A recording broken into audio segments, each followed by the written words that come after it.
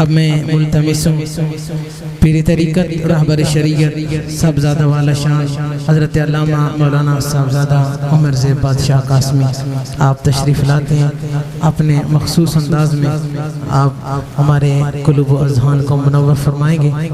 آپ استقبال کیجئے۔ نعرہ تکبیر، نعرہ رسالت، نعرہ حیدری، تاجدار ختم نبوت، آستانہ عالیہ موڑا شریف۔ میرا یہ ماننا ہے کہ دعا وقت پہ ہو جانی چاہیے کہ میں تو پھر چلیں لیٹ آیا، آپ صاحبان اور بالخصوص صاحبزادہ حسن جبار صاحب صبح سے یقیناً یہاں بیٹھ کر محفل سن رہے ہیں۔ ایک گزارش کروں گا، یہ عرس پاک کی محفل ہے اور خلیفہ پیر عبدالجبار ظاہری قاسمی صاحب، یہ میرے تایا جان، ہمارے امیر سلسلہ، امیر قافلہ حضرت پیر جہانزیب بادشاہ صاحب قاسمی، ولی عہد سجادہ نشین، مرکزی دربار عالیہ موڑا شریف کے منظور نظر ہے۔ اور یہ عرس پاک کا اہتمام کیا گیا،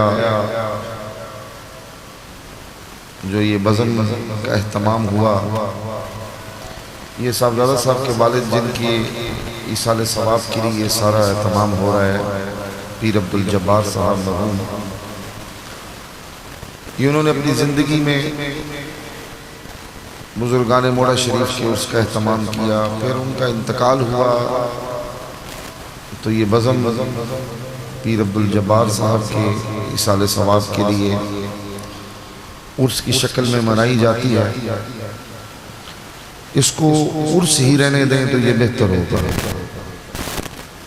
اور اہل طریقت کا جو طریقہ ہے اس کے مطابق اگر رہنے دیں تو یہ بہتر ہوگا، اچھا ہوگا، اس سے نقصانات کے اندیشے جو ہیں وہ کم ہو جاتے ہیں۔ اور دوسری گزارش ہے کہ محفل میں قاری صاحب بالخصوص آپ بیٹھ جائے کریں آرام سے، آنا جانا یہ سب لگا رہتا ہے، ہوتا رہے۔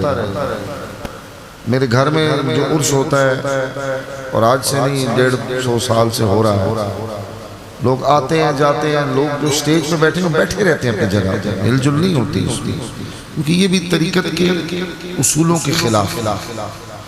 میرے ننیال میں آپ چلے جائیں لہریاں شریف، وہاں بھی بہت بڑا عرس ہوتا ہے، آگے پیچھے چہل قدمی چل رہی ہے، لیکن سٹیج کے ارد گرد کا جو ماحول ہے نا اس کو بڑا مستقل اور بہتر ہونا چاہیے۔ اس کے اندر ایسے یہ جو ہلچل اور ایک عجیب حرکتیں ہم شروع کر دیتے ہیں یہ نہیں ہونی چاہیے۔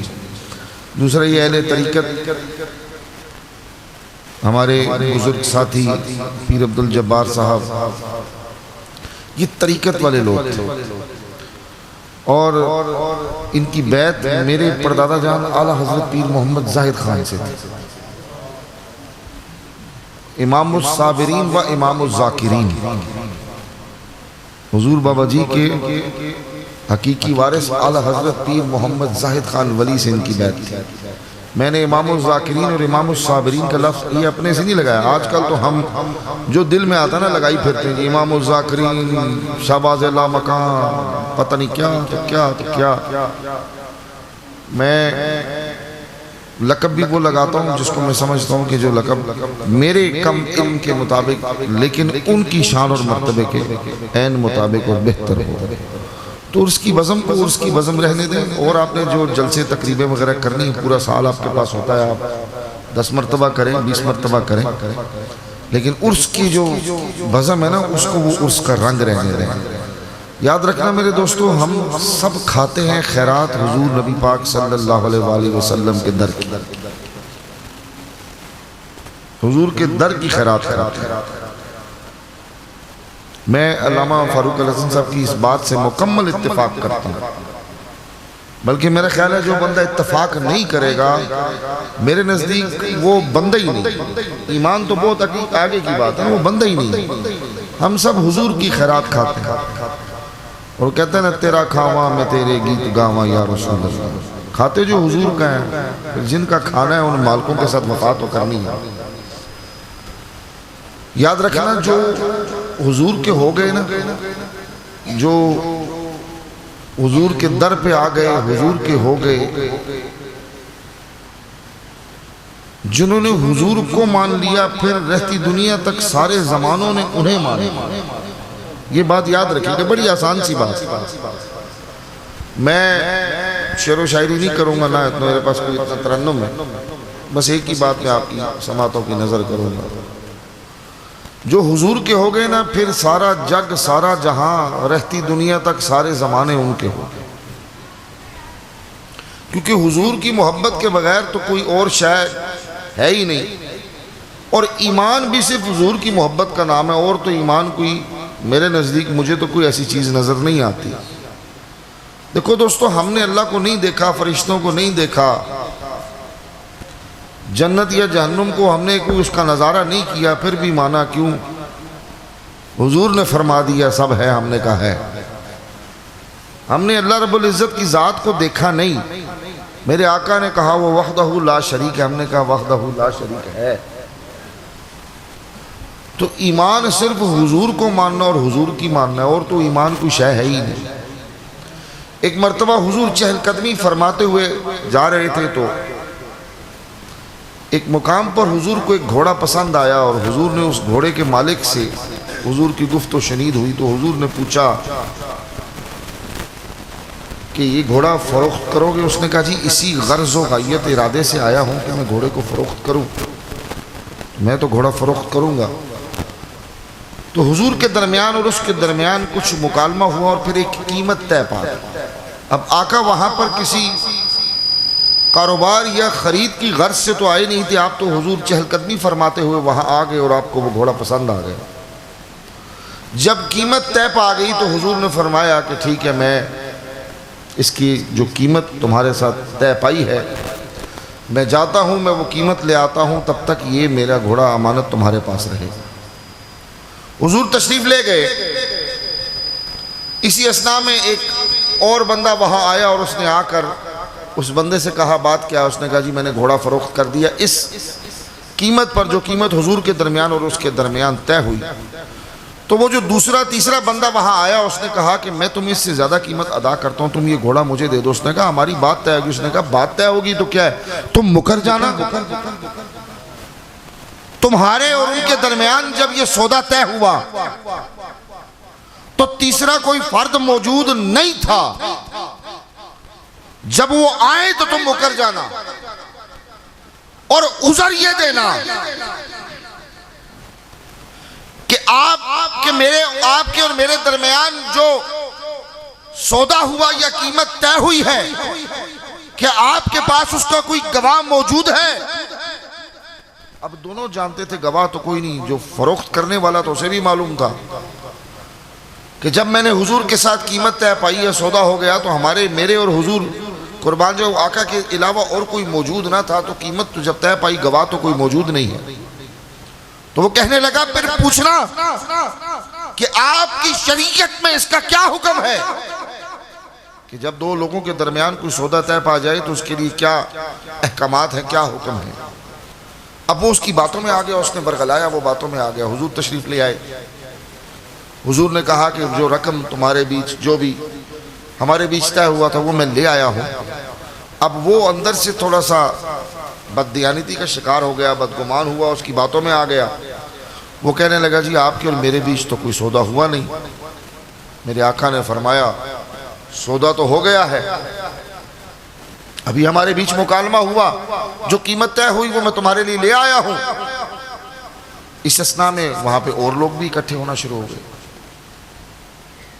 اب اس نے سوچا کہ اگر میں کوئی اور بات بڑھاؤں گا اور لوگ بیچ میں اگر شامل ہوئے تو حضور تو ہیں ہی صادق اور امین، سارے لوگوں نے تو حضور کے حق میں بولنا ہے۔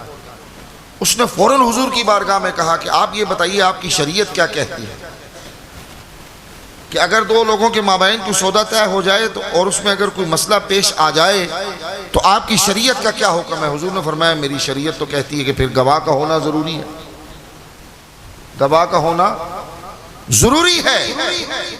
وہ کہنے لگا حضور پھر آپ کے پاس کوئی گواہ ہے؟ اب وہ بھی جانتا تھا اور میرے کریمہ کا تو ہر شے جانتا ہے، ہمارا تو ایمان ہے حدود طائر سدرہ، حضور جانتے ہیں، کہاں ہے عرش معلیٰ حضور جانتے ہیں۔ اس نے کہا کہ کوئی گواہ ہے؟ تو وہاں پہ لوگوں کے اس ہجوم میں سے ایک حضور کا غلام، حضور کا محب، محبوب کو بھی دیکھ رہا ہے، یہ بات بھی سن رہا ہے، اور اسی اجتماع، وہ جو لوگ وہاں مجتمع ہوئے انہی میں سے حضور کا ایک غلام حضرت خزیمہ انصاری آگے بڑھے، اور یارو یاد رکھنا، پتہ ہے کس انداز سے انہوں نے کہا؟ عشق و مستی میں ڈوب کر، محبت و مستی میں ڈوب کر، سینے پہ ہاتھ مار کر حضور کے غلام نے کہا میں گواہی دیتا ہوں کہ تمہارے اور میرے آقا کے درمیان سودا ہو گیا۔ دوستو، عشق و مستی میں ڈوب کر سینے پہ ہاتھ مارا، اور وہ حضور کا غلام، حضور کا عاشق بولا کہ میں گواہی دیتا ہوں کہ تمہارے اور میرے آقا کے مابین سودا طے ہو گیا، بات طے ہو گئی ہے، جو حضور فرما رہے ہیں وہ حق ہے۔ اب اس نے بھی جان کی عافیت پائی، اس نے وہ رقم جو بھی طے ہوئی تھی وہ لے لی، اور حضور کی جو امانت تھی وہ حضور کے حوالے کر دی۔ جب حضور چلے تو حضور نے اپنے اس غلام سے، اپنے اس صحابی سے پوچھا، خزیمہ تم تو وہاں موجود نہیں تھے، تم تو وہاں موجود نہیں تھے، پھر گواہی کیسے دے دی؟ تو میں قربان جاؤں، اس عاشق نے کیا کمال جواب دیا، عشق و مستی میں مچل کر کہا، حضور ہم نے تو اللہ کو بھی نہیں دیکھا، ہم نے اللہ کو بھی نہیں دیکھا، آپ نے کہہ دیا، ہم نے کہہ دیا وہ واحد و یکتا ہے، عبادت کے لائق ہے۔ حضور ہم نے جنت اور جہنم کو نہیں دیکھا، حضور آپ نے فرما دیا تو ہم نے مان لیا کہ جنت اور جہنم بھی موجود ہے۔ حضور ہم نے خدا کی وحدانیت، اللہ کی وحدانیت اور یکتائی کو مانا، کیونکہ آپ نے فرما دیا تو پھر گھوڑے کی کیا حیثیت؟ تو یہ وہ عاشق تھے، یہ وہ لوگ تھے، یہ وہ برگزیدہ ہستیاں تھیں، وہ نفوس پاک، نفوس قدسیہ تھی جنہوں نے حضور کو مانا۔ تو میں نے پہلے ایک لفظ بولا نا، پھر رہتی دنیا تک ہر زمانے نے انہیں مانا۔ تو حضور سے محبت کرو، دیوانہ وار کرو، اور ایسے کرو جیسے محبت کرنے کا حق ہوتا ہے۔ اور ہمیں تو آستانوں سے، درگاہوں سے یہی سبق، یہی درس ملا۔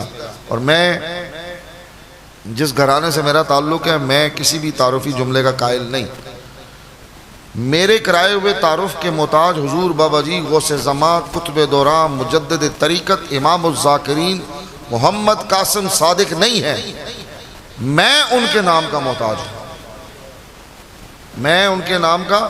اور وہ حضور بابا جی محمد قاسم جن کا فیض شرق و غرب میں چلے جاؤ تو فیض ان کا نظر آتا ہے، بڑے بڑے آستانوں پہ جا کر دیکھو تو ان کا فیض نظر آتا ہے۔ کیوں؟ کیونکہ وہ کامل تھے، جیسے مفتی صاحب نے کہا نا، کامل تھے۔ اور پھر اس کامل بندے کے ہاتھ میں جس نے ہاتھ دیا نا، اس کامل بندے نے اس کو اپنے سینے سے لگا کر جو نام مکمل آیا، جو کامل نہیں تھا، اسے بھی کامل بنا دیا۔ سندھ سے لے کر خیبر پختونخوا، افغانستان، انڈیا، کہاں کہاں، میں نے تو یہاں تک سنا کہ ازبکستان اور پتہ نہیں کہاں کہاں تک جاؤ تو حضور بابا جی کا فیض موجود ہے۔ تو کمال کیا تھا اس بندہ درویش نے، اس اللہ کے برگزیدہ بندے نے، اس کامل و اکمل بندے نے ایک جگہ پر بیٹھ کر اللہ اور اس کے رسول کو اتنا راضی کیا، اتنا راضی کیا کہ جب وہ راضی ہو گئے تو انہوں نے اپنے فضل و احسان کے سمندر ان کی طرف موڑ دیا۔ نہریاں شریف جا کے دیکھو، سندھ چلے جاؤ، پنجاب کے دور افتادہ علاقوں میں چلے جاؤ، سندھ کے ریگزاروں میں چلے جاؤ، حضور بابا جی کا فیض، اور ایسے ایسے بول رہا ہے کہ پتہ چلتا ہے کسی کامل بندے کا عطا کردہ فیض ہے۔ تو میرا تو تعلق ہی اس گھرانے سے جس نے ہمیں سکھائی ذکر خدا اور محبت مصطفیٰ، اور محبت مصطفیٰ اور حضور کی غلامی کے بغیر میں یاد رکھنا نہ زندگی کا کوئی مقصد ہے نہ زندگی کا کوئی فائدہ ہے۔ ہم حضور سے محبت ہی ہم اصل ایمان، جان ایمان اور شان ایمان۔ دیوانہ وار محبت کرو۔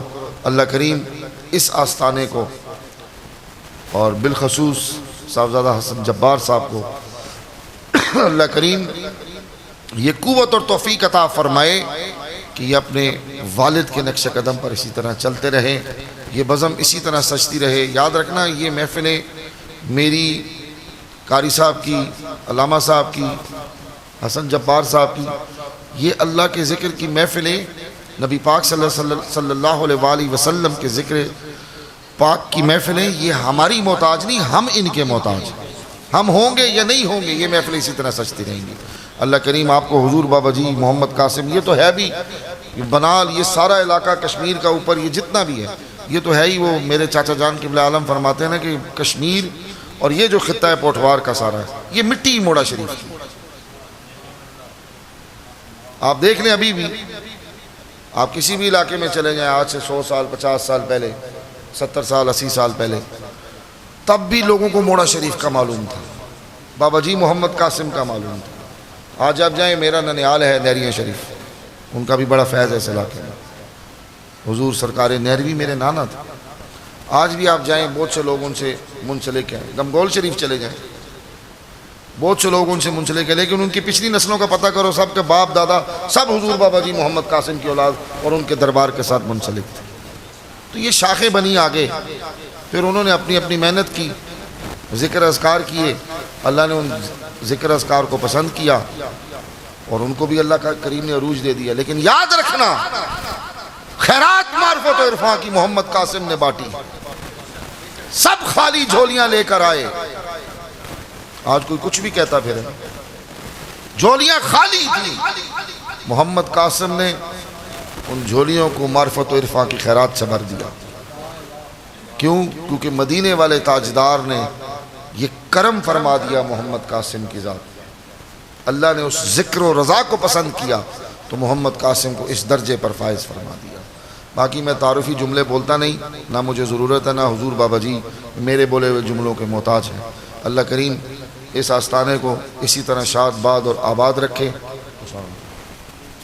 دو چار گلا نماز سے ٹائم ہے بڑا، بے فکر ہو جاؤ، میں وضو بھی کر رہا تھا تو سن دو چار گلا کرو۔ پھر ذکر آپ صاحبزادہ حسن جبار صاحب کرائیں گے، وہ کہتے ہیں نا پاورز ڈیلیگیٹ کی جاتی ہیں۔ میرا یہ بڑا پیارا ساتھی ہے، بہت پیارا، اللہ تعالیٰ ان کو ایسے ہی رکھے۔ یہ آپ ذکر کرائیں گے، آپ ذکر میں شامل ہو، میں نے پہلے عرض کی تھی میں نے وضو تازہ کرنا ہے، میں وہ کر رہا ہوں۔